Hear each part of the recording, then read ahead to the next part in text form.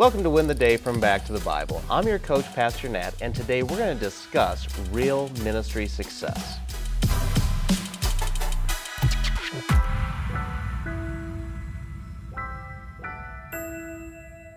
Here in Nebraska, we've been in a consistent passing of the baton in football. I mean, we are at it again.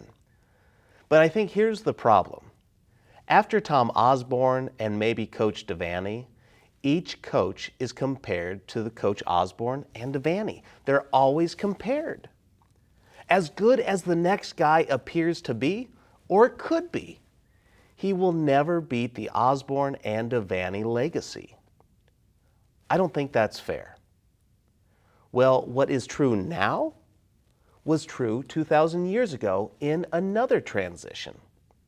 Now, before we get to the text, in verses 22 through 24, we find Jesus outside of Jerusalem in the Judean countryside, and he stayed for several months. Both John the Baptist and Jesus are carrying on ministry, and people are being baptized. So let's pick it up now in verse 25. Now a discussion arose between some of John's disciples and a Jew over purification. And they came to John and said to him, "Rabbi, he who was with you across the Jordan, to whom you bore witness, look, he is baptizing, and all are going to him." John answered, "A person cannot receive even one thing unless it is given him from heaven. You yourselves bear me witness that I said, I am not the Christ, but I have been sent before him." Okay, let's stop here. John's disciples are unhappy and jealous that the ministry is transitioning from John to Jesus. John's disciples are focused on keeping the spotlight on themselves and John. But John reminds them, this ministry isn't about us or about me, the Baptist. It's all about Jesus. I came to prepare the way for him. John saw Jesus increasing both in influence and notoriety. That was not a problem, but it was the fulfillment of his ministry. It brought John great joy instead of jealousy. And John continues in verses 29 through 30. The one who has the bride is the bridegroom, the friend of the bridegroom who stands and hears him, rejoices greatly at the bridegroom's voice. Therefore, this joy of mine is now complete.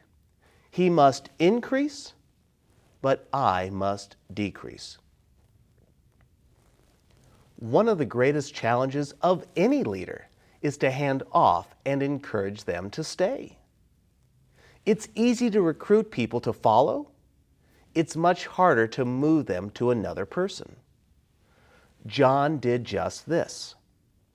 His humility made him great, not his accomplishments. You see, here's a hard truth. The measure of success for any ministry is not how many people follow the leader or pastor, but instead how many people follow Christ through the ministry. So here's my challenge for you today. Hand off your ministry. You may not be leading a church. You may not be on the staff of a ministry. But whatever you do for the glory of God, it is far too easy to take the credit and think it's all about you. Today, I encourage you to point people back to God. Remember, it's not about you. It's all about Jesus. You see, friend, when we decrease, it is Christ who wins the day.